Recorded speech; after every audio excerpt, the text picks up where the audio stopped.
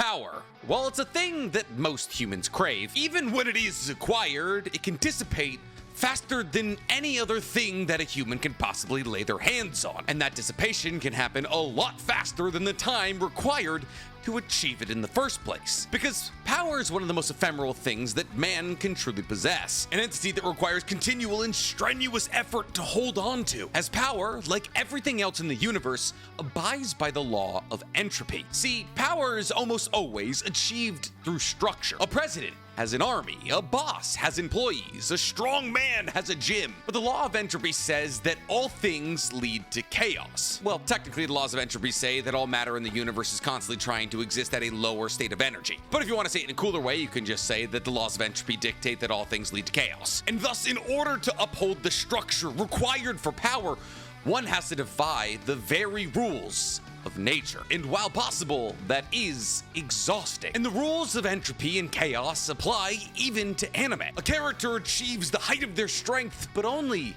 temporarily. Look at Might Guy in his 8 Gates, Carrot in her Sulong form, Naruto in his Baryon mode. All of these are examples of characters achieving the height of their possible power, but fleetingly. While not all of these situations have massive repercussions, all of them can. And you see, that's the beauty of these moments. These flashes in a pan, these moments of absolute power and dominance awe us. They feel as though these characters have built up the entirety of the time we've known them to this moment. That their only role specifically throughout their entire time in this story has been to get to this specific moment. And that by using the plethora of experience that they've collected over the entirety of this story, finally, they'll be able to achieve the height of their power to save the people they love most. But what happens after you reach that height? Sure, Naruto achieves his Baryon mode. Sure, Might Guy achieves his 8 Gates. But is that as far as anybody will ever achieve in terms of power? Is the book open and closed on the concepts of humans ever being as powerful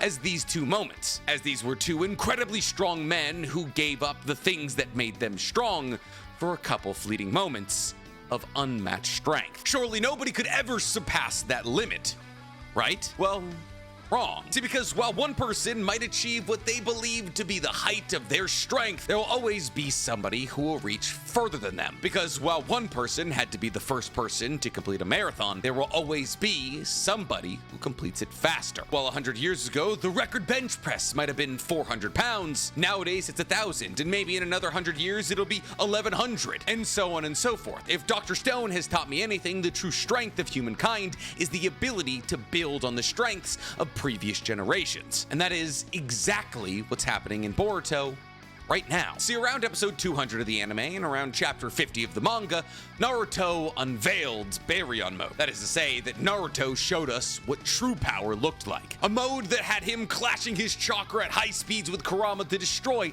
both of their chakras, but in exchange unlock an entirely new kind of energy. A new kind of energy that the two of them could tap into to make Naruto the most powerful entity in the universe. To give Naruto a level of power that pushed him even beyond the likes of his opponent, Ishiki. And in that moment, Naruto was the strongest entity we've ever seen in the Naruto universe. An unstoppable force and an immovable wall, capable of embarrassing the person who almost killed him twice. But Naruto's time in his Baryon mode form was fleeting, and thus he wasn't able to finish the job against Ishiki, though obviously Ishiki would end up dead by the end of his fights. But now that almost 40 chapters have passed since Baryon mode was revealed, is it still the most powerful thing we've seen in the Naruto universe? I tend to lean towards no. See, it's been over 3 years in the Naruto universe since Naruto used his Baryon mode, since Naruto sacrificed Kurama for a level of power yet unseen. And in that time, I genuinely believe that multiple people have either achieved a level comparable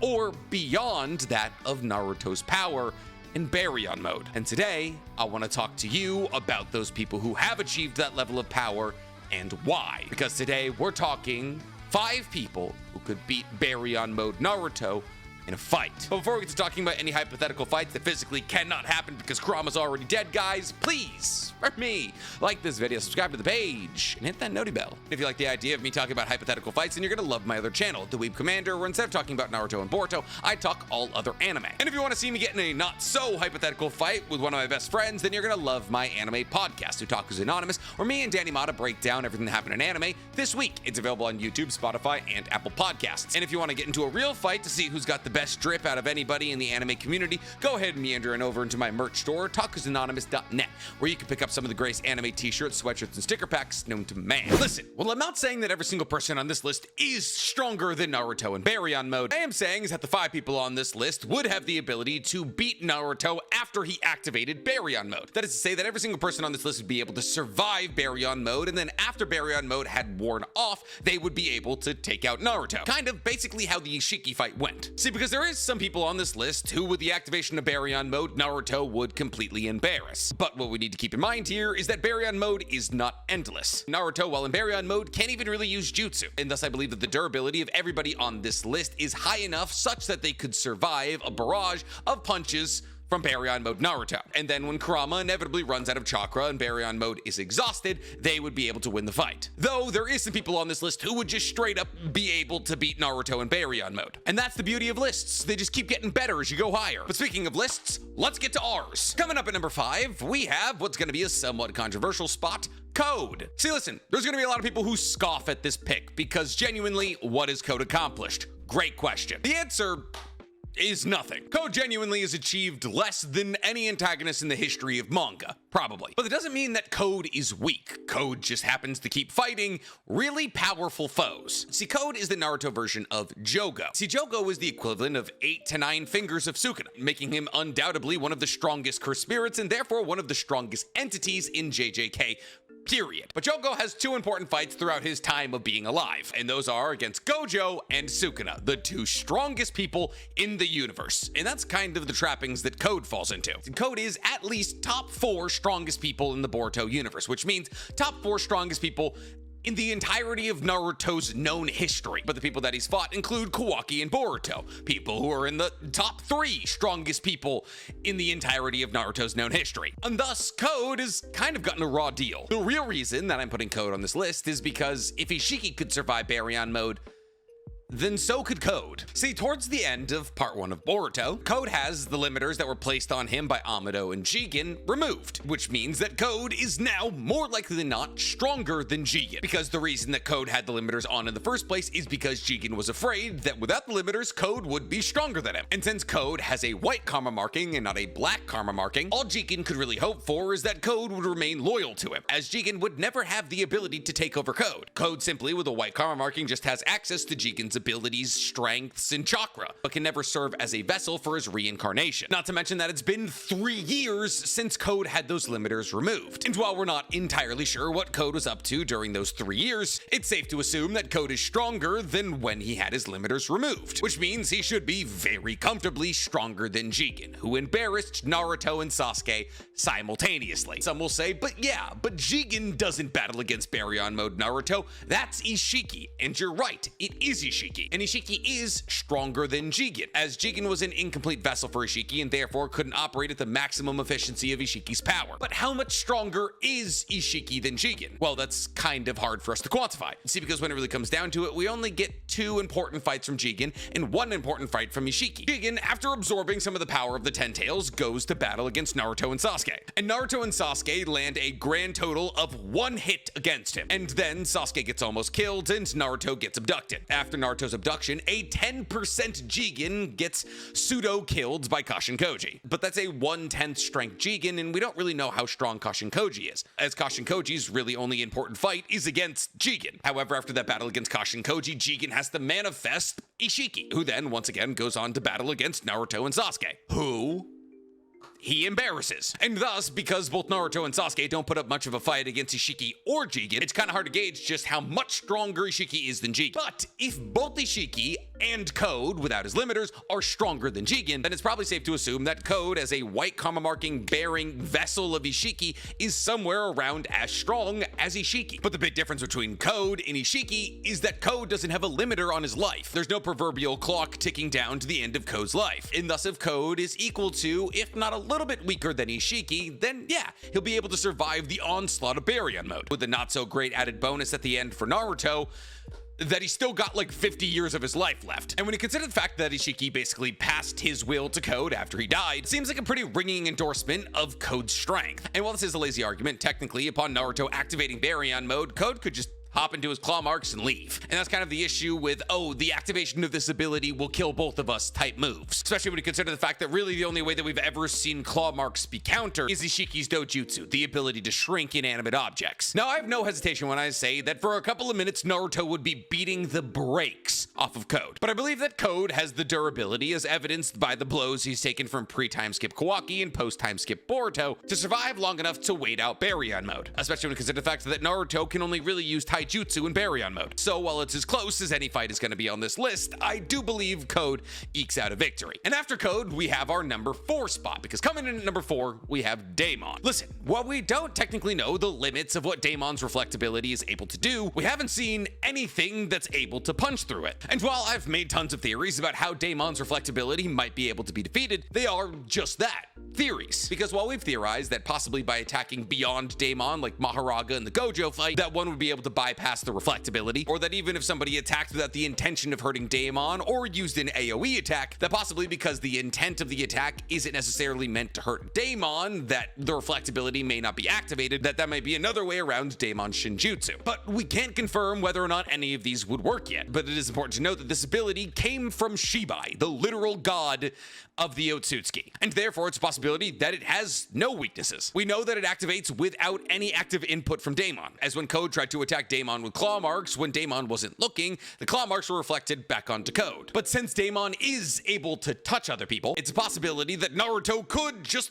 grab it. And since anything that comes into contact with Naruto while he's in Baryon mode has its chakra destroyed, as all chakra is connected and Naruto and Kurama are destroying their chakra, it's a possibility that Naruto could be like, oh, come here, kiddo, and then just destroy all of Daemon's chakra. And considering the fact that Naruto probably has more chakra than Daemon, it is a possibility that Daemon would run out of chakra before Naruto ran out of Baryon mode. But once again, we can't know whether or not this would work, as there's also the possibility that Daemon, as a cyborg with a literal constantly activated Shinjutsu, has more chakra than Naruto. And thus, because there's so many question marks, and because Daemon is thought to be so powerful, I gotta give Daemon the edge. Genuinely, if you want to go with the idea that Naruto would be able to bear hug Daemon to death, then be my guest. Now, coming up after Daemon, in our 3 spot, we have Kawaki, who gets onto this list for all the same reasons that Code got onto this list, but multiply them. Kawaki, like Code, has Ishiki's karma marking. However, Kawaki, unlike Code, has a black karma marking. And while technically neither Kawaki's black karma marking or Code's white karma marking have Ishiki's soul within them, what Kawaki's karma marking has that Code's doesn't is all of Ishiki's abilities, chakra, and knowledge. See, while it's kind of hazy as to how a white karma marking works, basically what we can assume, at least from how we've seen Code fight, is that the white karma marking operates more like a curse mark, while the black karma marking operates more like a karma marking. That is to say that the white karma marking gives Code access to Ishiki's chakra and makes him more powerful, while the black karma marking essentially makes Kawaki Ishiki, as Kawaki has access to the Daikoku-ten, Ishiki's dojutsu, and basically access to all of Ishiki's abilities and strengths, technically at a higher level than Ishiki ever used them, as Kawaki was able to put Naruto and Hinata in the Daikoku-ten, something that Ishiki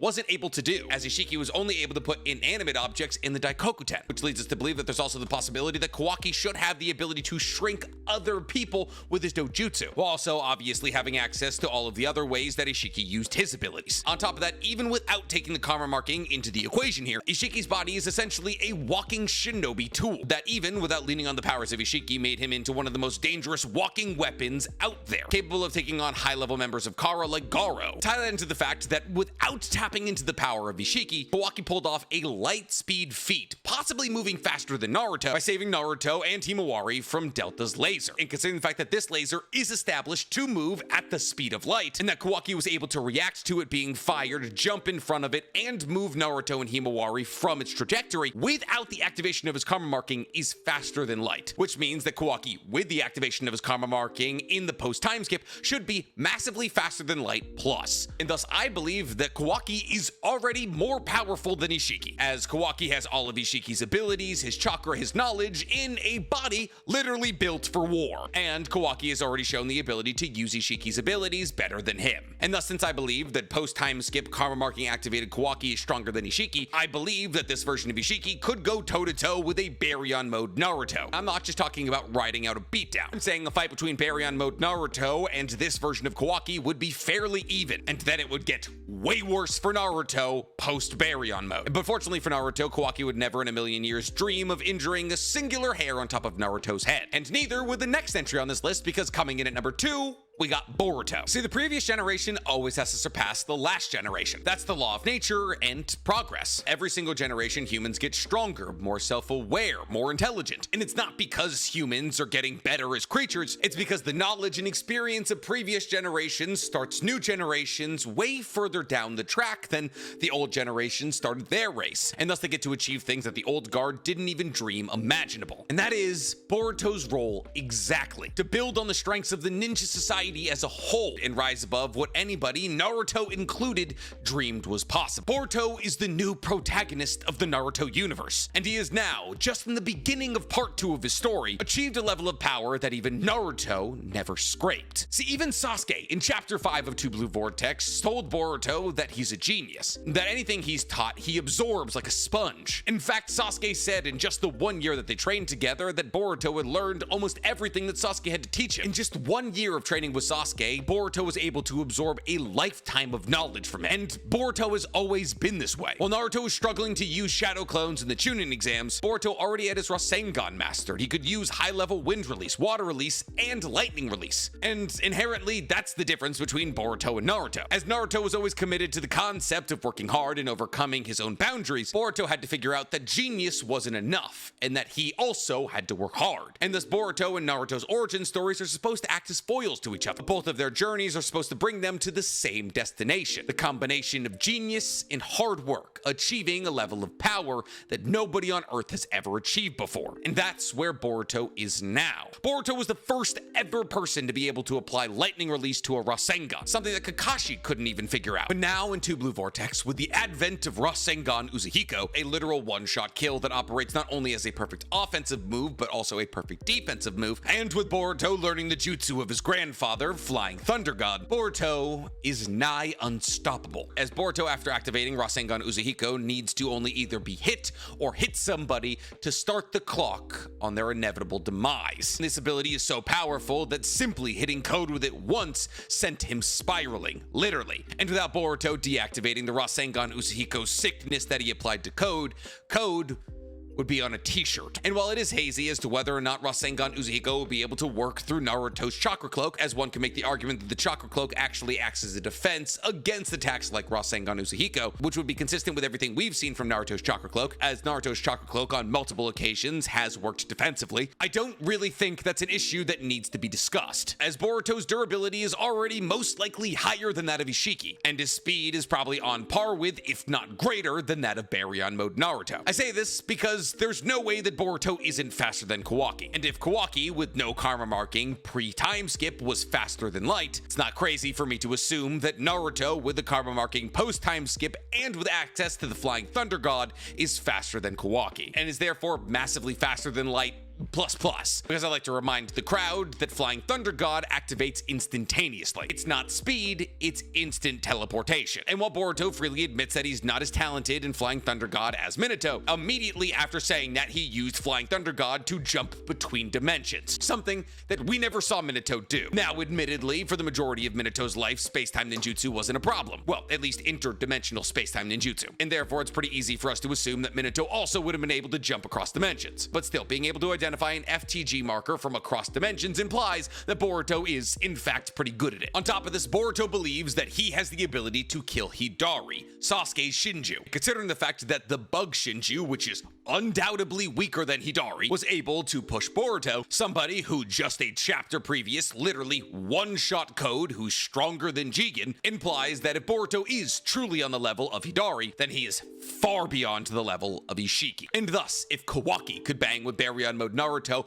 then there is no hesitancy in me at all when I say that Boruto could as well. And if Boruto could bang with Baryon mode Naruto, then boy oh boy could our number one on the list, because coming in at number one, we have Shibai, which is obvious. He's the literal god of the alien who made Naruto activate Baryon mode. And since Ishiki has no Jogan, and it's implied that eating chakra fruit gives you at least a couple of Jogan, if not an entire wall of Jogan, like we saw from Shibai, then we can assume that the power difference between Ishiki and Shibai is rather glaring. Not to mention that it's implied that Shibai is casually planet level, as it said that Shibai with a screech is able to change the weather and is able to terraform entire planets like a Ten-Tails. And not to mention, it's also implied that Shibai has all Shinjutsu ever. Now, we're not entirely sure as to how many Shinjutsu is all the Shinjutsu, but just 2 of Shibai's Shinjutsu being implanted into Ada and Daemon was enough to make them ridiculously broken. Ada, with the power of omnipotence, was able to brainwash the entirety of the world. And since omnipotence gives the caster the ability to do whatever they want and achieve anything they've ever dreamed of, and Shibai is the original wielder of that power,